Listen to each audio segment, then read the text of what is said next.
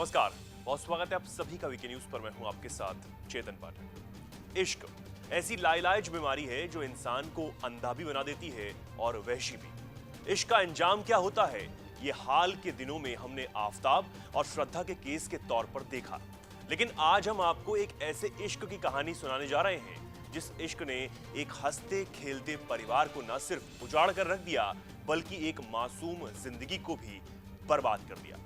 इश्क की एक कहानी एक खूबसूरत लड़की की है। स्क्रीन पर दिख रही इस लड़की का नाम कविता है। ये पहले से शादीशुदा है।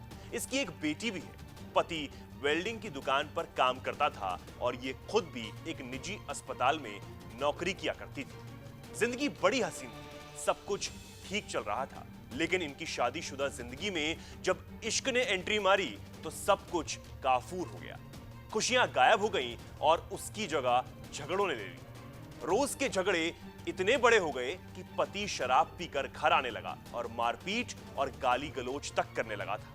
दरअसल कविता की जिंदगी में उसके पति महेश राणा के अलावा कोई था।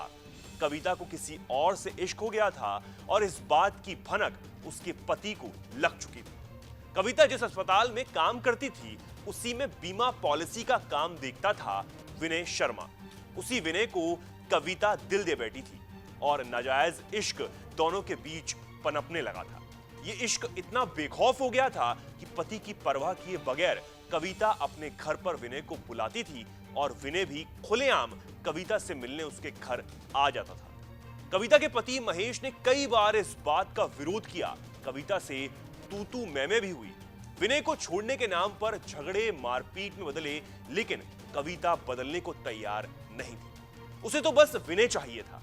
ये इश्क ऐसे ही चलता रहता और दुनिया को खबर भी नहीं होती। लेकिन 29 नवंबर की रात कविता ने महेश को व्हाट्सएप पर जो मैसेज भेजा उसने सारी पोल खोल कर रख दी और दुनिया को इस इश्क के बारे में सब कुछ पता चल गया। दरअसल इसी रात कविता ने अपने पति महेश का कत्ल कर दिया था। महेश उस रात शराब के नशे में घर लौटा था।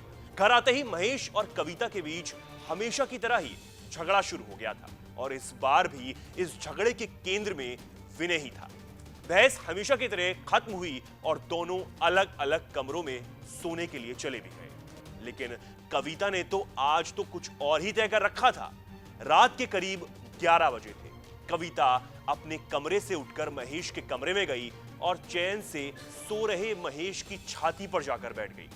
कविता के हाथ में एक तकिया था जिससे उसने महेश का जोर से मुंह दबा दिया। मम्मी की यह हरकत बेटी ने देख ली तो कविता ने उस नादान दिल को भी समझाने के लिए बता दिया कि पापा के मुंह में कुछ फंस गया है, उसे निकाल रही है। इश्क में अंधी कविता को यह भी नहीं पता चला कि अपने ही हाथ से वो अपनी मांग के सिंदूर को पोंछ रही है, अपनी बेटी को अनाथ कर रही है, क्योंकि उसकी आंखों पर तो विनय की मोहब्बत का पर्दा पड़ गया था। महेश को मारने के बाद कविता ने बड़े ही इत्मीनान से विनय को व्हाट्सएप पर एक मैसेज भेजा और बताया कि उसने उन दोनों के बीच की दीवार को अब गिरा दिया है। अब वो आजाद है और हमेशा के लिए सिर्फ विनय की ही है। कविता अपनी योजना को अंजाम दे चुकी थी, लेकिन अब बारी थी पुलिस और परिवार को गुमराह करने की और अपने गुनाह को छिपाने की। इसके लिए भी कविता ने एक शानदार योजना बना रखी थी, लेकिन वो ये नहीं जानती थी कि कानून के हाथ काफी लंबे होते हैं और अपराधी के गिरेबान तक वो पहुंच ही जाते हैं। कविता का प्लान भी काफी अच्छा था, लेकिन उसकी एक चूक ने उसकी सारी योजना पर पानी फेर कर रख दिया और पुलिस को उसके गुनाह का पता चल गया। दरअसल पुलिस को गुमराह करने के लिए कविता ने अपने पति महेश को उसी अस्पताल में भर्ती करा दिया जहां वो काम किया करती थी। अस्पताल के चिकित्सकों ने भी महेश को मृत घोषित कर दिया। उसके बाद कविता ने महेश के भाइयों को फोन करके ये जानकारी दी कि महेश ने फांसी लगा ली है और उसकी मौत हो गई है। लेकिन यही कविता गलती कर गई। लाश का पोस्टमार्टम किया गया तो कविता का सारा भेद खुलकर सबके सामने आ गया। रिपोर्ट में हत्या का खुलासा होते ही पुलिस ने कविता को तुरंत गिरफ्तार कर लिया और उसके साथी विनय को भी हिरासत में ले लिया। इस हत्याकांड का खुलासा बेटी से पूछताछ और सर्विलांस से हुआ। पुलिस ने जब कविता के बच्चों से पूछताछ की तो उसकी 14 साल की बेटी ने बताया कि आहट सुनकर वो जाग गई थी। उसने कमरे में देखा कि मम्मी पापा की छाती पर बैठी थी और मुंह पर हाथ रखा हुआ था। मम्मी ने पूछने पर बताया था कि पापा के मुंह में कुछ फंस गया है और उसे वो निकाल रही है। अब कविता और विनय पुलिस की गिरफ्त में है। जाहिर है कानून इन्हें इनके किए की सजा जरूर देगा, लेकिन उस बेटी का कसूर जो अनाथ हो गई है, अब जाहिर सी बात है कि कानून इन्हें इनके गुनाह की सजा जरूर देगा।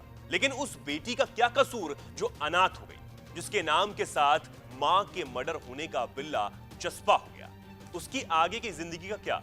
ये कुछ सवाल हैं जिन्हें हर उस शख्स को सोचना चाहिए जो इश्क में अंधे होकर अपने घरों को तबाह और बर्बाद कर देते हैं। वीके न्यूज, राष्ट्र के नाम।